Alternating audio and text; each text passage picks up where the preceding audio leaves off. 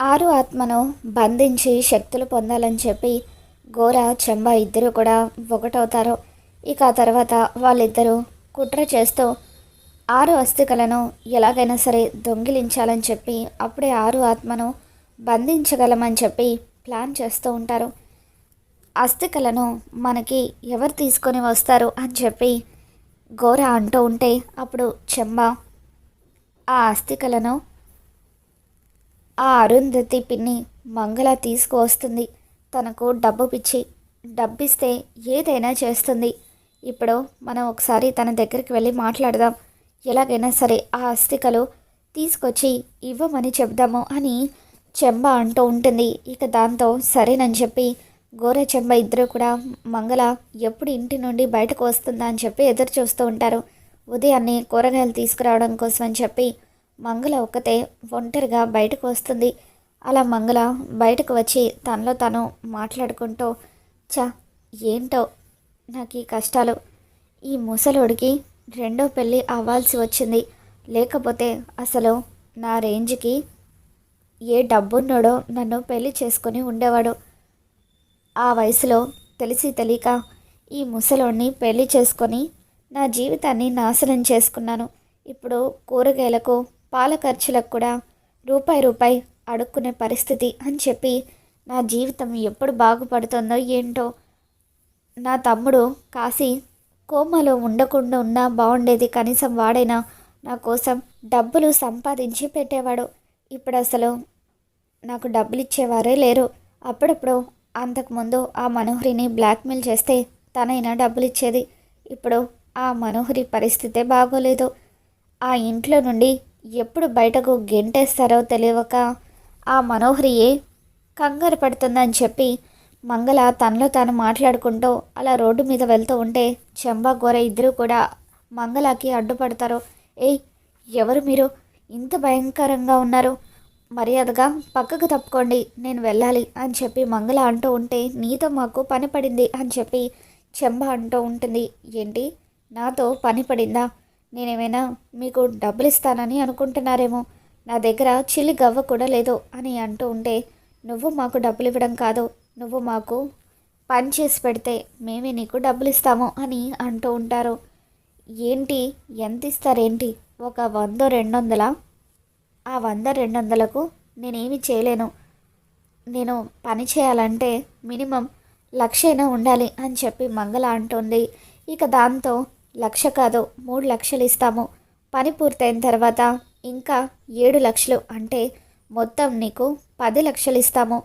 కానీ ఎట్టి పరిస్థితులను మాకు ఆ పని పూర్తి చేసి పెట్టాలి అని చెప్పి చెంబ అంటూ ఉంటే, ఏంటి 10,00,000 ఇస్తారా? నా జీవితంలో ఇప్పటి వరకు అంత డబ్బు నేను ఎప్పుడు కూడా చూడలేదు.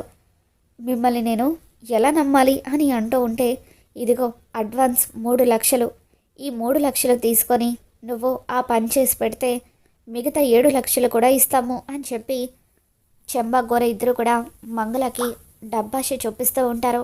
ఇక దాంతో మంగళ ఎంతగానో ఆనందపడిపోతూ, చెప్పండి నేనేం చేయాలి? ఇంత డబ్బు ఇస్తున్నారు, కొంపదీసి మర్డర్ లాంటివి చేయమన్నారు కదా, అలాంటివైతే నా వల్ల కాదు అని మంగళ అంటూ ఉంటే, లేదులే, మర్డర్ ఏమీ చేయాల్సిన అవసరం లేదు, అస్థికలు తీసుకొని రావాలి అని గోర చెంబ ఇద్దరు కూడా అంటూ ఉంటారు. ఓ అంతేనా, ఎక్కడున్నాయో చెప్పండి, వెళ్ళి తీసుకొస్తాను అని మంగళ అంటూ ఉంటే, ఇక అప్పుడు చెంబ, నువ్వు తీసుకురావాల్సింది అరుంధతి అస్థికలు అమరేంద్ర ఇంట్లో నుండి అని చెప్పి అంటూ ఉంటారు.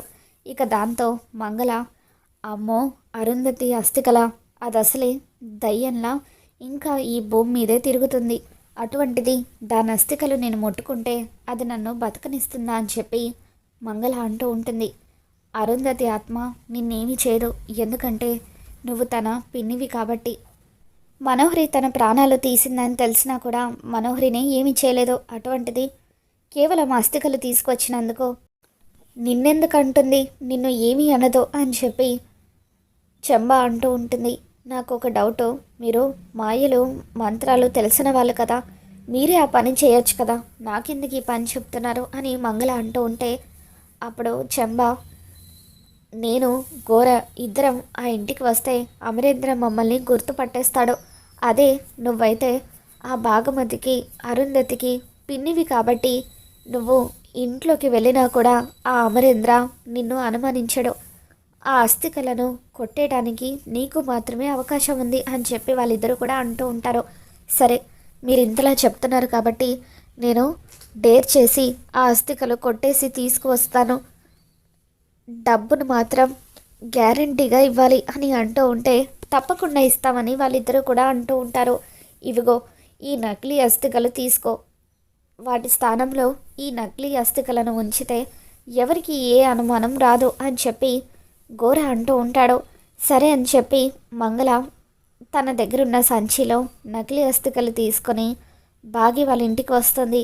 ఇక అప్పుడు పిల్లలు స్కూల్కి వెళ్ళిపోతారు. అమర్ అప్పుడే డ్యూటీకి వెళ్తూ మంగళ గారు ఎలా ఉన్నారు అని అంటూ ఉంటే నేను బాగున్నాను బాబు, ఊరికే బాగిని చూసి వెళ్ళిపోదామని వచ్చాను అని అంటూ ఉంటే బాగి కిచెన్లో ఉంది పిలుస్తాను అంటూ బాగి ఎవరొచ్చారో చూడు అని అమర్ అంటూ ఉంటాడు. పిన్ని రా వచ్చి కూర్చో అంటూ బాగి మర్యాదలు చేస్తూ ఉంటుంది. సరే బాగి నేను ఆఫీస్కి వెళ్ళొస్తాను అని చెప్పి అమర్ ఆఫీస్కి వెళ్ళిపోతాడు. ఇక ఆరు కిటికీలో నుండి చూస్తూ పిన్నొచ్చింది అని చెప్పి వెళ్ళబోతూ ఉంటే ఆగు బాలిక, తను ఒక పని మీద వచ్చింది, అదేంటో నువ్వే కళ్ళారా చూడు అని గుప్తా అంటూ ఉంటాడు. ఉండు పిన్ని కాఫీ తీసుకొని వస్తాను అని చెప్పి బాగి కిచెన్లోకి వెళ్తుంది. ఇక అప్పుడే మంగళ బాగి వచ్చేలోపు నా పని పూర్తి చేసుకొని వెళ్ళిపోవాలి అని బాగి కిచెన్లోకి వెళ్ళగానే మంగళ ఆరు ఫోటో ఉన్న రూమ్లోకి వెళ్తుంది. ఇక అక్కడ నకిలీ అస్థికలను ఉంచి ఒరిజినల్ అస్థికలను సంచిలో వేసుకొని వెళ్ళిపోతూ ఉంటే కిటికీలో నుండి ఆరు గుప్తా ఇదంతా కూడా చూస్తూ ఉంటారు. గుప్తా గారు నా అస్థికలు తీసుకెళ్ళిపోతుంది గుప్తా గారు, ఆ దుర్మార్గుల చేతికి ఇస్తుందేమో అని చెప్పి ఆరు కంగారు పడిపోతూ ఉంటుంది. ఇక అప్పుడు గుప్తా ఏమీ చేయకుండా అలా చూస్తూ ఉండిపోవడంతో గుప్తా గారు మీరు ఏమీ చేయలేరని అర్థమైపోయింది, నా అస్థికలను నేనే కాపాడుకుంటాను, ఎట్టి పరిస్థితులను నా మరు జన్మను నేను మిస్ చేసుకోనని చెప్పి ఆరు వెంటనే మంగళలోకి ప్రవేశిస్తుంది.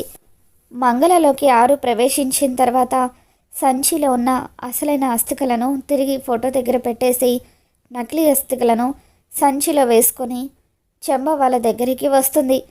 ఇక అలా మంగళలోకి ప్రవేశించిన ఆరు చెంబ వాళ్ళ దగ్గరికి వచ్చిన తర్వాత వాళ్ళ రెండు చెంపలు కూడా వాయిస్తో నా గురించి తెలిసి కూడా ఇంకా నన్ను బంధించి నా శక్తులను సొంతం చేసుకోవాలని చూస్తున్నారా అంటూ వాళ్ళిద్దరినీ కూడా చితక్కొడుతూ ఇంకొకసారి నా ఇంటి వైపు వచ్చినా నా అస్థికల జోలికి వచ్చినా కూడా చంపేస్తానంటూ వాళ్ళిద్దరికీ కూడా వార్నింగ్ ఇస్తూ ఉంటుంది. ఇక దాంతో చెంబ గోర ఇద్దరు కూడా కింద పడి మరీ దెబ్బలు తిని ఆ అరుంధతి ఆత్మ మామూలుది కాదు, తన పిన్నిలోకి ప్రవేశించొచ్చి మమ్మల్ని చితక్కొట్టింది అని చెప్పి వాళ్ళు మాట్లాడుకుంటూ ఉంటారు. ఇక అప్పుడే మంగళ ఆరు తన ఒంట్ల నుండి వెళ్ళిపోవడంతో ఏమైంది, నేనేంటి ఇక్కడికి ఎప్పుడు వచ్చాను అని చెప్పి అస్థికలు తీసుకువచ్చాను కదా అంటూ నకిలీ అస్థికలను చెంబ వాళ్ళ చేతికిస్తూ ఇదిగోండి తీసుకోండి, నేను అస్థికలు తీసుకువచ్చాను, నాకు ఇస్తానన్న 7 లక్షలు కూడా ఇవ్వండి అని అంటూ ఉంటే ఏంటి ఇచ్చేది, నువ్వు తీసుకొచ్చినవి అసలైన అస్థికలు అనుకుంటున్నావా, అవి నకిలీ అస్థికలు, ఆ అరుంధతి నీలోకి ప్రవేశించి మమ్మల్ని ఇద్దరినీ కూడా చితక్కొట్టింది, తన అస్థికలను తనే కాపాడుకుంది అని అంటూ ఉంటే వామ్మో నా ఒంట్లోకి దయ్యం ప్రవేశించిందా, చూడండి ఇంకెప్పుడు కూడా నాకు ఇటువంటి పనులు చెప్పొద్దు, నాకు డబ్బు అంటే ఆశే కానీ అంతకంటే నా ప్రాణం అంటే నాకు తీపి అని చెప్పి మంగళ అక్కడి నుండి పారిపోతుంది. మరోవైపు ఆరు ఇంటికి వచ్చిన తర్వాత బాగితో బాగి నా అస్థికలు దొంగిలించాలని కుట్ర చేస్తున్నారు, పిన్ని ద్వారా అస్థికలు దొంగిలించాలని అనుకున్నారు, నువ్వు జాగ్రత్త, రేపు ఉదయం 9 నుండి 10 గంటల మధ్యలో అస్థికలు గంగలో కలపాలి గుర్తుంది కదా, ఈరోజే ఆయనతో ఈ విషయం చెప్పు అని చెప్పి ఆరు బాగీకి చెప్తూ ఉంటే అలాగే అక్క ఈరోజే చెప్తాను, అయినా అస్థికలను కూడా దొంగిలించాలనుకోవడం ఏంటక్క అని చెప్పి బాగి అంటూ ఉంటే అదంతేలే బాగి, కొంతమంది దుష్ట మాంత్రికులు శక్తులు పొందడానికి అలా చేస్తున్నారు అని అనగానే అయితే ఎలాగైనా నీ అస్థికలను కాపాడుకోవాలక్క, ఆయనతో నేను ఈరోజే మాట్లాడతాను, అస్థికలు నదిలో కలపమని చెప్తాను అని చెప్పి బాగా ఎమోషనల్గా ఆరుకి చెప్తూ ఉంటుంది. ఇక తర్వాత రోజు ఉదయాన్నే బాగి అమర్కి కాశీలో 6 అస్థికలు నదిలో కలుపుదామని చెప్పడంతో అందరూ కలిసి బయలుదేరి కాశీకి వెళ్తూ ఉంటారు. అమ్మయ్య, ఈ రోజుతో ఆ 6 పీడ విరగడైపోతుంది అని చెప్పి మనోహరి ఆనందపడిపోతూ ఉంటుంది. ఇక అక్కడ చివరిసారిగా ఆరుతో మాట్లాడుతూ బాగి ఎంతగానో ఎమోషనల్ అవుతూ ఉంటుంది. అక్క, మరి కొద్ది నిమిషాల్లో నువ్వు ఈ లోకం విడిచి వెళ్ళిపోతావు, ఇంకెప్పటికీ మా కంటికి కనిపించావు కదా, చాలా బాధగా ఉంది అని అంటూ ఉంటే, వద్దు బాగి, బాధపడకు. ఈ విషయం ఆయనకు తెలిస్తే ఆయన కూడా బాధపడతారు. నేను మళ్ళీ త్వరలోనే మీ మధ్యకు వస్తాను, అది ఎలాగో త్వరలోనే నీకు తెలుస్తుంది అని చెప్పి ఆరు అంటూ ఉంటుంది. ఇక ఆరు పిల్లలు వీళ్ళందరూ కలిసి నదిలో 6 అస్థికలు కలిపేయడంతో ఆరు నెమ్మదిగా అక్కడి నుండి మాయమైపోతావు. బాగి, నేను చెప్పిందంతా గుర్తుంది కదా, పిల్లలు, ఆయన, నువ్వు అందరూ జాగ్రత్త. నేను మళ్ళీ మీ మధ్యకి తప్పకుండా వస్తాను. ఆ మనోహరికి శిక్ష వేసి ఇంటి నుండి నువ్వే వెళ్ళగొట్టాలి అని చెప్పి ఆరు బాగీకి అన్ని జాగ్రత్తలు చెప్పి లోకం విడిచి వెళ్ళిపోతూ ఉంటే, ఇక అప్పుడు బాగి ఎంతగానో ఎమోషనల్ అవుతూ ఉంటుంది. గుప్తా ఆరుతో, బాలిక, ఆత్మగా కూడా నువ్వు సంతోషంగా ఈ లోకం విడిచి వచ్చేస్తున్నావు. ఇప్పుడు నీ మరుజన్మ ప్రారంభం అవ్వబోతుంది.